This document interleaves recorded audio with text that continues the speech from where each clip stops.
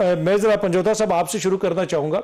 अभी इतलात ऐसी हैं कि अस्पताल की क्लीयरेंस वगैरह हो गई है और खान साहब को शिफ्ट कर दिया जाएगा और ऐन मुमकिन है कि जिस वक्त ये प्रोग्राम चल रहा हो बीच में ये खबर भी आ जाए, तो कैसे देखते हैं आप इसे?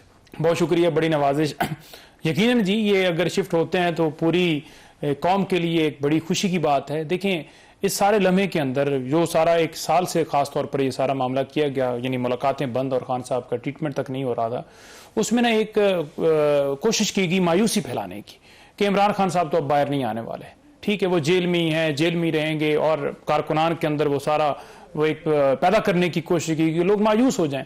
लेकिन हम समझते हैं कि ये एक बड़ा ब्रेक थ्रू है। अगर खान साहब मेडिकल बुनियादों के ऊपर आज शिफ्ट हो जाते हैं, जैसा कि सुप्रीम कोर्ट का हुक्म था, सुप्रीम कोर्ट ने फैसला दिया, पीटीआई का फैसला नहीं था, सुप्रीम कोर्ट का फैसला है, तो फिर यकीनन कौम के लिए एक बड़ी सेटिस्फैक्शन वाली बात होगी और एक उम्मीद की किरण जो है जागेगी। और हम समझते हैं कि ये एक स्टेप हुआ है, अब दूसरा स्टेप बाकी है, इंशाल्लाह ताला रिहाई भी होगी, जिसके लिए हमारी जद्दोजहद कंटिन्यू है। इमरान खान साहब का इलाज होना उनका ये कानूनी और आईनी हक है। आज अगर शिफ्ट होते हैं तो जो पूरे 2 दिन से बयानिया बनाया जा रहा था कि जी शिफ्ट ये हुक्म गलत आ गया है, हम जो है रिव्यू के अंदर जा रहे हैं, हम फैसले को तस्लीम नहीं करते, ये फैसला गलत है और डिले किया गया, ये डिले भी नहीं करना चाहिए था। जिस वक्त ऑर्डर हुआ 2 दिन का टाइम दिए गए, 2 दिन का टाइम का मतलब ये नहीं कि आप वो 48 घंटे पूरे होने के बाद करें, क्योंकि हेल्थ की नोयत को देखते हुए उन्होंने एक अर्जेंट मामला ये समझते हुए ये कहा कि उन्हें 2 दिन के अंदर शिफ्ट किया जाए, वहां से स्टार्ट होना चाहिए था। लेकिन अब भी अगर ये करते हैं तो एक खुशाइन बात है कि चलो अदालती फैसले का एहतराम इन्होंने किया और खान साहब की हेल्थ को इन्होंने कहा कि एक इंसान की जिंदगी का मामला है और बिल्कुल जाना चाहिए। जी पंजोता साहब, अब तो लग रहा है इसी तरह कि आपके लीडर को अस्पताल शिफ्ट कर दिया जाएगा और आपके चेहरे के ऊपर जो है वो रौनक भी हमें नजर आ रही है और खुशी भी नजर आ रही है, लेकिन एट द सेम टाइम अब आपके ऊपर जिम्मेदारी भी है। अगर वहां पे जाके उस किस्म का माहौल क्रिएट करने की कोशिश की गई, सियासत करने की कोशिश की गई, तो वाज़े तौर पे सुप्रीम कोर्ट ने अपने फैसले के अंदर भी लिखा है, और वैसे भी एक अगर माहौल सियासी बेहतर हो रहा है तो यहां पे अब पीटीआई के पास भी अपॉर्चुनिटी है कि हुकूमत से बात करें और चीजों को आगे बढ़ाएं।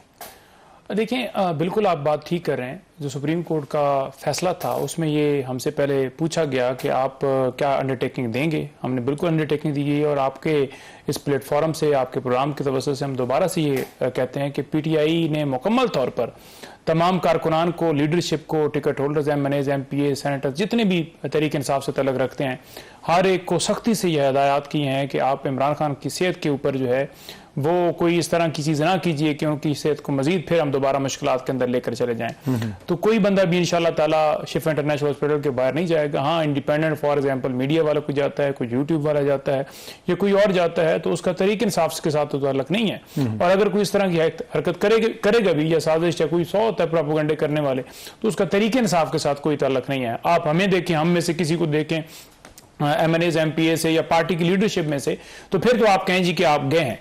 हाँ, कोई साजिशी 100 होते हैं।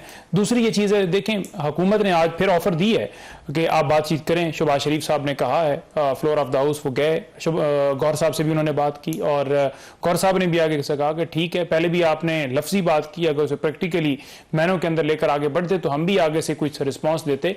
तो हमारी तरफ से तो कभी दरवाजे बंद नहीं हुए, लेकिन हमारा मौक़िफ़ एक है। हमारा मौक़िफ़ ये है कि बात होगी तो असूल पे होगी, असूल से हटके नहीं होगी, पाकिस्तान की बेहतरी के लिए होगी। आप ये कहें कि फलानी चीजें कर दें, जैसे चल रहा है चलते रहे, ऐसे नहीं होगा। पाकिस्तान में हम चाहते हैं रूल ऑफ लॉ, हकीकी आज़ादी हो, पाकिस्तान में जमहूरियत हो।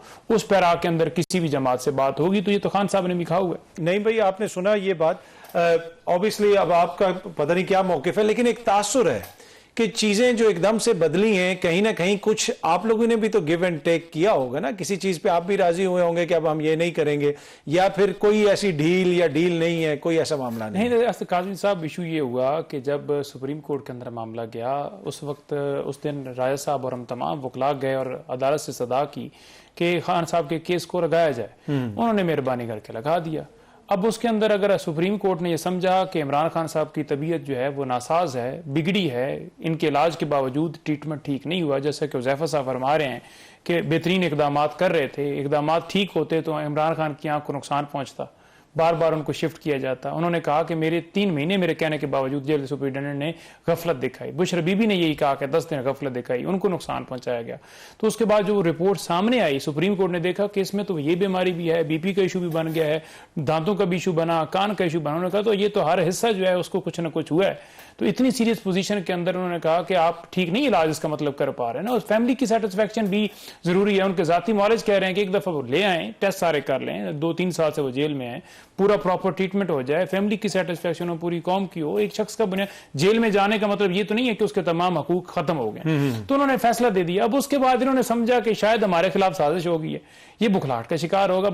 आपके सामने ज़ैफर साहब तो ठीक कर रहे हैं, लेकिन सेनेटर नासिर भट्ट साहब का बयान देख लें, रात को भी कह रहे थे कि हमारे खिलाफ साजिश हो गई है। ठीक है, तो इन्हें बेचारों का ना वो हो गया कि देखिए इनको इंसाफ मिला, यानी इलाज के लिए अगर इजाजत मिली है तो उस पर ये कह रहे हैं, और अगर खान की रिहाई हो जाती है, बरी हो जाते हैं, तो फिर तो मेरा ख्याल मामले कुछ और हो जाएगा, फिर पता नहीं क्या इनकी सूरत हाल होगी। देखें 9 मई और 26 नवंबर की जो बात की है ना ज़ैफर साहब ने, बात यह है कि हम पहले दिन से कह रहे थे कि जिन लोगों ने भी इंतशार फैलाया या साजिश की, या इमरान खान ने सुप्रीम कोर्ट के अंदर कहा कि मेरा कोई उनके साथ जो है वो नहीं है, लेकिन आप जुडिशियल कमीशन बनाए, अगर 2-4 वर्कर गए हैं, आप चेक करें किसने उनको उकसाया है। अब उसका मतलब ये है कि 10 बंदे अंदर गए हैं तो पूरे पाकिस्तान को अब सजाएं भी आपने दे दी ना।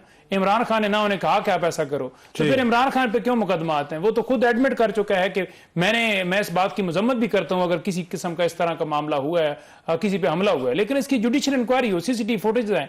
भागता वही है ना जो चोर है। आप ले आते, एक जवाब ढूंढा गया पीटीआई पे सारा कुछ करने के, और 26 नवंबर को हमारे वर्कर्स को शहीद हुए। लेकिन देखें आगे बढ़े, हम कहते हैं कि मुल्क को जरूरत है इस वक्त पॉलिटिकल इस्तेकाम की, पाकिस्तान के अंदर फ्री एंड फेयर इलेक्शन की, पाकिस्तान आगे बढ़े। उसके लिए जरूरी है कि अपनी कुर्सी उस लारे से साइड पे मार के और एक पॉजिटिव वे के अंदर आ गए।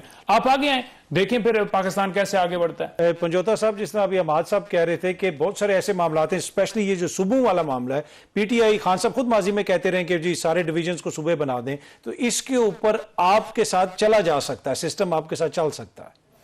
देखिए ये मामला तो अब देखना पड़ेगा कि क्या आगे कैसे बढ़ता है। हम तो पहले दिन से ये कह रहे हैं कि सूबों का अगर मामला होना है तो वो लेजिटिमेट पार्लियामेंट का काम है, जिसके पास एतमाद ना हो आवाम का, तो वो जितनी तरमीमें कर लें उससे हल नहीं मामला होगा। नए साफ और शफाफ इलेक्शन होते हैं, नई पार्लियामेंट आती है, तो आप सूबों की मुखालफत नहीं करेंगे? बिल्कुल जी, फिर सूबों की क्यों मुखालफत होगी? ठीक है, एक सूबे बनाना, यूनिट्स बनाना, इमरान खान साहब खुद इसके हामी हैं, लेकिन हम कहते हैं कि जब पहले इंसाफ ही नहीं होगा, जमहूरियत नहीं होगी, आजाद इलेक्शन नहीं होगा, तो फिर बाद में बाकी सारी चीजें, जब तक इस्तेकाम पॉलिटिकल नहीं आएगा सूबों का फायदा नहीं होगा। दूसरी ये चीज है, इन्होंने कहा जी कि इमरान खान साहब जो है उनके साथ जिस तरह जबरदस्त तरीके से ट्रीट किया गया अडयाला जेल के अंदर, वो आके खुद बताएंगे। वो जो रिपोर्ट है ना सलमान सफदर साहब ने दी है, उसके अंदर वाज़ेह लिखा हुआ है कि किस तरह उनका सेल जो है उसकी बिजली बंद की जाती थी, कभी अखबार बंद, कभी टीवी बंद, मुलाकात नहीं हो सकती, 22 घंटे आइसोलेशन के अंदर, 24 घंटे उनकी एली आइसोलेशन के अंदर। ठीक है जी, बच्चों से फोन पे बात मुनक़ता रखाना, डॉक्टर्स की रसाई नहीं है, वकला की रसाई नहीं है। वकला डॉक्टर्स ये तो जा सकते हैं ना, फैमिली को सियासी बयान है, डॉक्टर कौन सा सियासी बयान देता है? और सलमान साहब ने कहा कि मैं तो कभी बोले ही नहीं, और ज़ाहिर भंडारी ने कहा कि मैंने आज तक कोई स्टेटमेंट नहीं दी पॉलिटिकल।